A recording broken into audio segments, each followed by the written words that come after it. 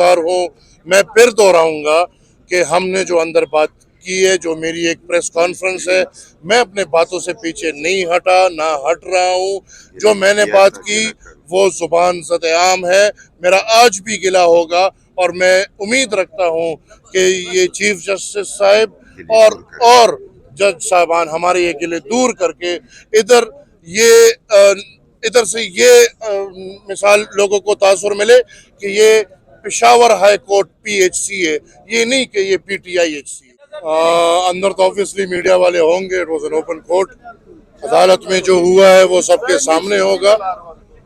मैं अपने अल्फाज पे आज भी खड़ा हूँ, मैं अपनी बात पे खड़ा हूँ। मेरा गिला था, गिला है और वो गिला मेरा रहेगा। अगर अल्फाज की मुनासिबत से कहें, शायद मैंने थोड़ी गर्मी दिखाई हो, लेकिन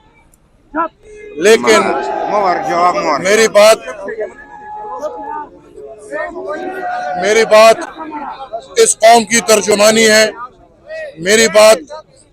मेरी बात पाकिस्तानी रियासत की तर्जुमानी है। मैंने जो बात की है वो जुबान ज़द-ए-आम पुख्तनख्वा, पंजाब, सिंध, बलूचिस्तान और इस्लामाबाद हर जगह में यही बात हो रही है, हर जुबान पे यही बात है। मीडिया वाले हो उनकी जुबान पे यही बात है, वकला बरादरी हो उनकी जुबान पे यही बात है। हम अवामी नेशनल पार्टी एक तारीख रखते हैं, हमसे कोई ये तवक्को भी ना रखे कि हम अदालत की तौहीन करेंगे। अवामी नेशनल पार्टी वो वाहिद जमात है जिसने अदलिया की वकार और वर्दी के खिलाफ इस अदालत के तराजू को ताकत दिलाने के लिए खून बहाया है। ये अदलिया याद रखे वो दिन जब अवामी नेशनल पार्टी के सैकड़ों वर्कर्स अदलिया की बहाली, अदलिया की सौकाली के लिए कराची में शहीद हुए थे। हम जिस तरह आपने सवाल किया है, अल्हम्दुलिल्लाह मेरी तो शायद मैं दोस्तों से यही बात कर रहा था कि ज़िंदगी में दूसरी दफ़ा मैं अदालत आया हूँ।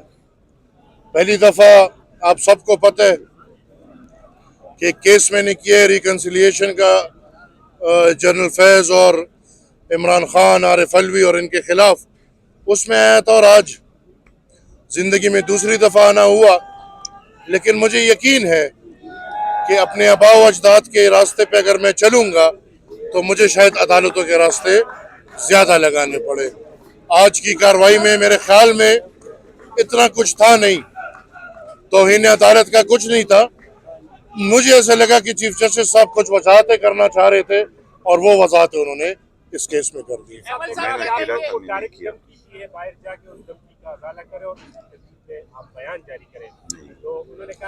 आप क्या उनके तर्जुमान है? Thank you. अच्छा सर, ये बताएं कि इलेक्शन का माहौल है, 1 माह से कम इलेक्शन में वक्त रह गया है, तो इस पर क्या कहेंगे? देखिए, मेरे ख्याल में मैं अपना पार्टी का जिम्मेवार हूँ और अवामी नेशनल पार्टी कैंडिडेट्स भी अपने अनाउंस कर चुके हैं, मैदान में भी, और हम तैयार हैं। हम इलेक्शन के लिए तैयार हैं और हम चाहते हैं कि 8 फरवरी को इलेक्शन हो जाए। ये हमारी चाहत भी है, हमारी ख्वाहिश भी है और ये आईनी तकाजा भी है कि 8 फरवरी को इंतखाबात हो जाए। जहाँ तक सिक्योरिटी सूरत हाल की बात है, हमने इससे बुरे बुरे हालात में इंतखाबात लड़े हैं।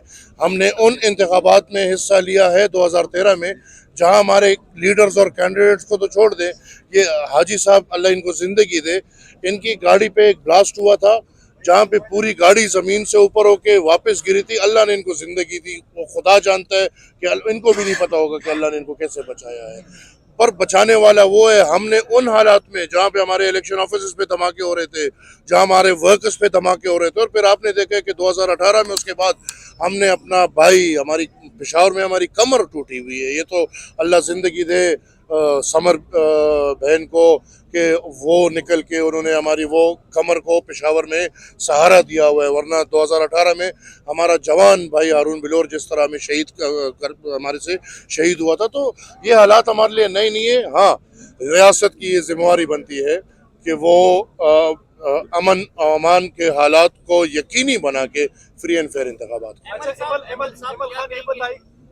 احمد صاحب کیا کہیں گے؟ آپ نے ویڈیو بیان کیا تھا جس پر آپ عدالت گئے، آپ نے کہا تھا ثاقب نثار جیسے ججز کا جو سامنا ہم نے کرنا پڑ رہا ہے، تو آج اس پر آپ نے اندر معافی بھی مانگی، کیا ثاقب نثار ایک غالبان چیز ہے؟ کیا کہنا آپ کو کس نے بولا کہ ہم نے معافی مانگی ہے؟ دیکھو، ایک تو یہ میڈیا والے قسم سے آپ لوگوں نے کوئی عجیب، آپ کس چینل کی نمائندگی کر رہے ہو؟ تو یہ سما ٹی وی والے چیک کرتے ہیں کہ نہیں کرتے؟ عجیب بات کرتے ہو، عجیب بات کرتے ہو، یہ پوری دنیا گواہ ہے، آپ نے پتہ نہیں کہاں سے سن لیا۔ آپ بتا دیں کہ اندر ہوا کیا؟ الیکشن کے لیے تیار ہیں آپ؟ تو پہلے سے تیار ہیں کیونکہ آپ نے سب سے پہلے کینڈیڈیٹ اناؤنس کیے، لیکن جو سینٹ میں ایک قرارداد جس نے پیش کی، کون چاہتا ہے کہ نہ ہو الیکشن؟ بعض سیاسی جماعتیں آواز لگا رہی کہ انتخابات ڈیلے ہو۔ اب مولانا صاحب بھی کہہ رہے ہیں اس کا جواب دے کے مولانا صاحب خود دے دیں تو بہتر ہے۔ اس کا جواب خود مولانا صاحب اس کا جواب مولانا صاحب خود دے دے تو بہتر ہے۔ جہاں تک سینٹ کی بات ہے، اس دن ہمارا ایک بھی سینیٹر موجود نہیں تھا، اور میرے خیال میں دلاور جو ہے مردان کا، سب کو پتہ ہے آج کل وہ کس پارٹی سے جڑا ہوا ہے، سب کو پتہ ہے کہ اس کا بیٹا کس پارٹی کا ایم پی اے کا امیدوار ہے۔ تو دیکھیں، آپ ہر بات کو ادھر ادھر سے نہ جوڑیں، اس کو شاید مولانا صاحب نے کہا ہوگا کہ یہ کر دو، اور مولانا اس پہ کھڑا ہے۔